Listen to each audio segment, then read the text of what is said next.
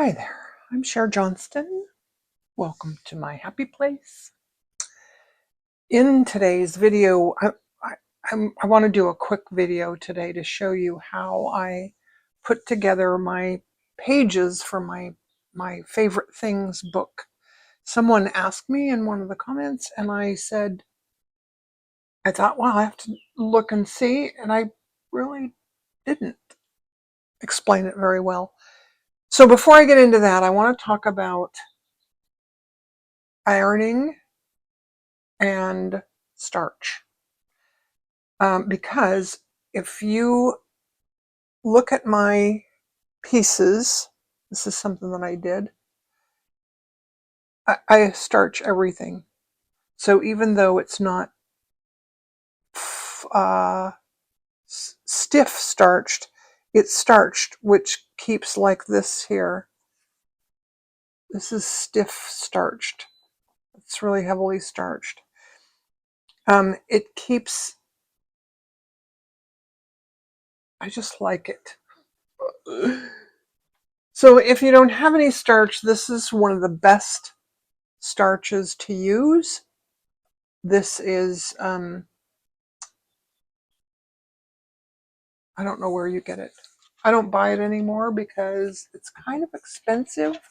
I found this, oh, um, and I don't know where I probably got this on Amazon. It is, there you go. Maybe I can find it. And it's a gallon. And it says this bottle equals 7 aerosol cans. I've had this for a long time. I mix it half and half with water, and I put it into my Best Press spray bottle. So there's that. I also wanted to talk about my iron because, oh my gosh, let me just, well, I can't. This iron, let's just move this for a second. This iron is pink. I used to buy irons. You know what? I'll take a picture of it and insert a picture.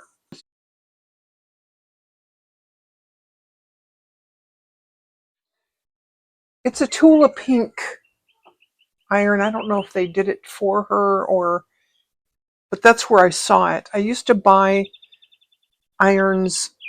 You can get a cheap iron at, Walmart or Target, or you just buy them at Joann's for like, $10 or $20. I bought those for years, and then I decided I use my iron enough. I could have a good quality iron. Okay. This is what I'm working on right now. I sit in front of the TV and this is all backstitch. And this will take me, I don't know, a couple days, 3 or 4 days. And I have a pattern for that I can share on Ko-fi. This is something that I made that I thought I was going to put in my book, and then I realized I made this.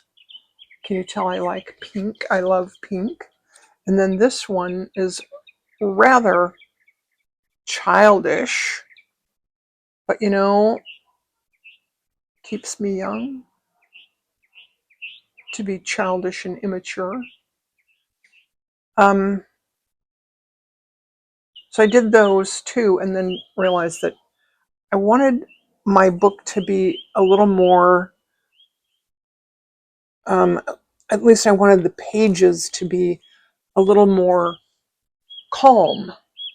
So I grabbed pieces of all the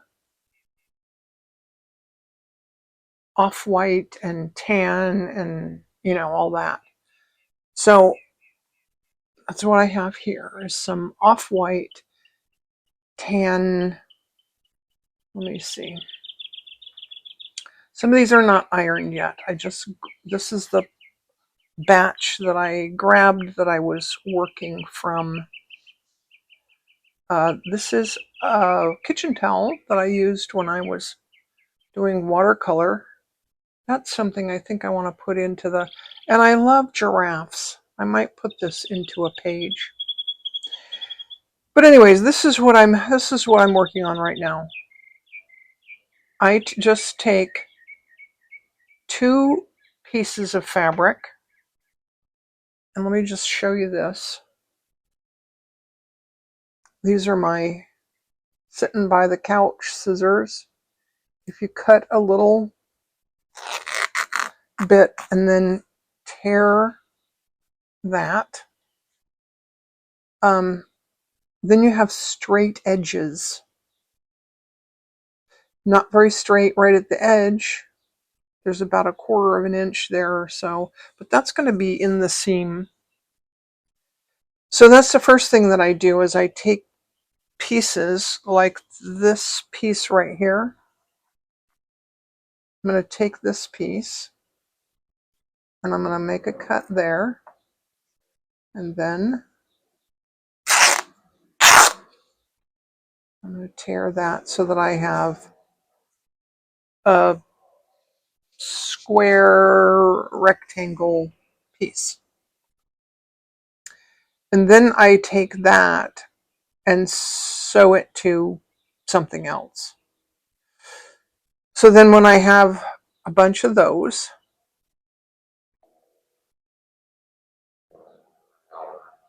I take those and I sew them together. And I'm just going to show you, let's sew these 2 together. I have, I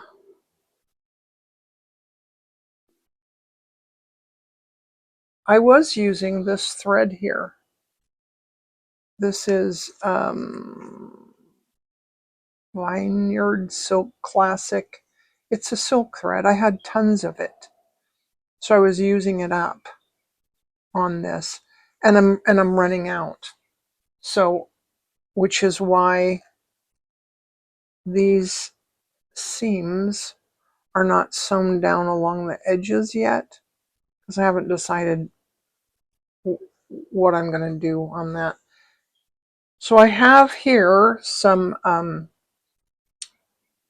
this is Sashiko thread. It's a little different from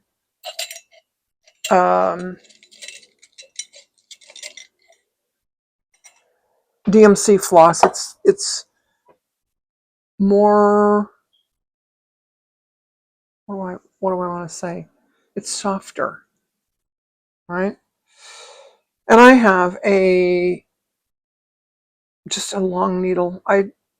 This might be a milliner's needle. I don't know for sure.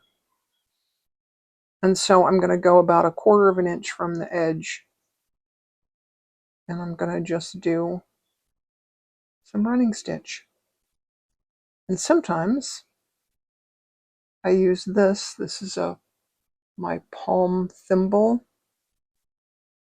And if I put that in my palm, and then I use that to push the needle through, and then fold the fabric over the needle, it's easier on my fingers. And I can push it through.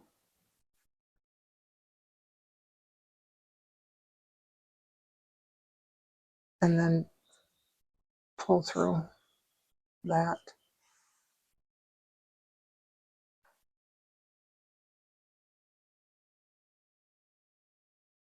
One of these pieces of fabric is not easy to stitch through. I think it's this one here. I don't know what kind of fabric that is. Sometimes I just do, I go back 1 stitch and I go do 2 running stitches like that, pull through, and then I go back and do 2 stitches through. Careful not to poke yourself in the thumb like that. So then let's just finish this. No, you know what? Let's leave that for a minute. So then I have these, and I'm going to take this silk thread that I have, and I'm going to sew down. I'm just going to do a running stitch along the edges here.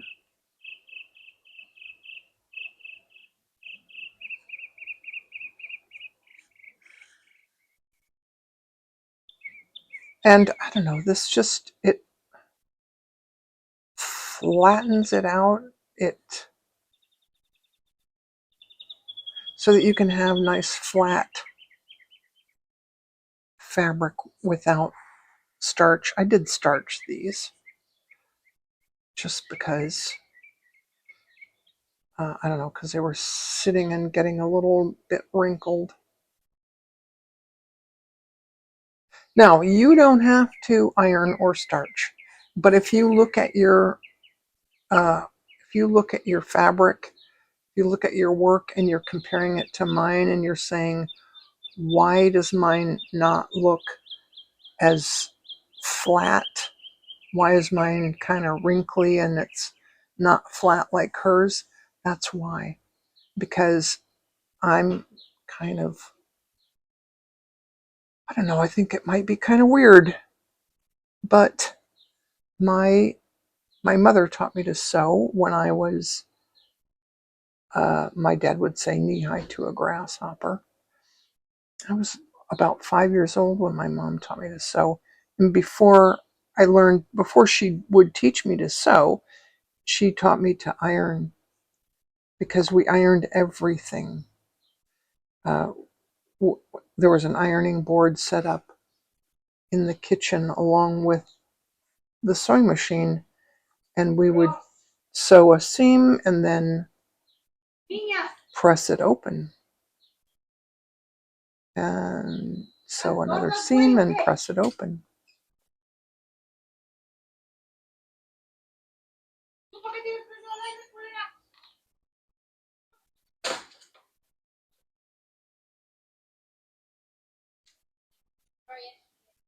Okay, I think you get the idea, the basic idea. So there's that. Then I just take all these pieces, and then I want it to be about 11. This is about 11 inches. And I want it to be 8.5. This is about 8.5. So I might do something like this, maybe. Let's see, this is 4.5 and this is 4. So I might just do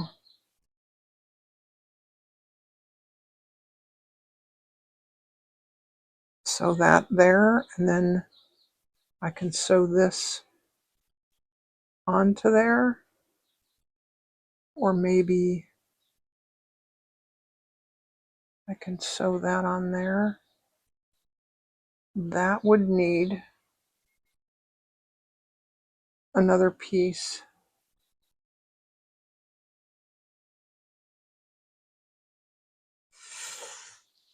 here.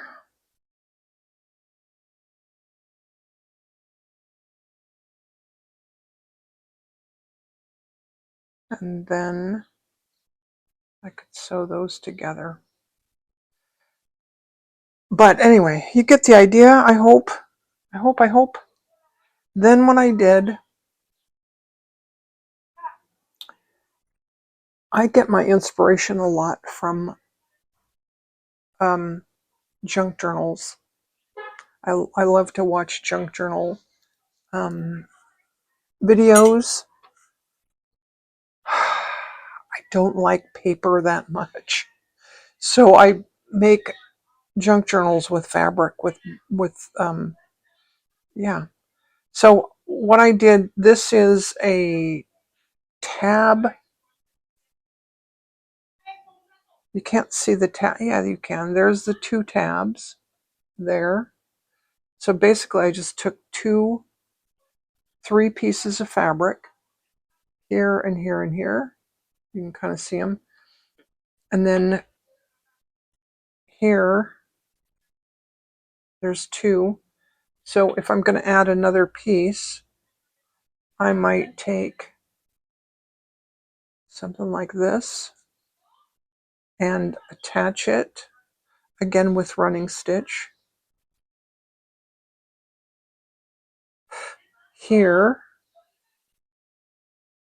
And then I'm going to take my next piece when, of course, when it's all finished.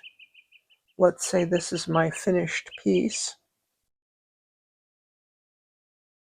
And then I would attach this to this one side there. And then I have a different piece that's attached. And maybe I should just show you that when I'm finished. But I do sit by the couch and I sit on the couch or in my chair and I watch YouTube and slow stitch. So I don't know how long it takes. I don't know how long I've been working on this one.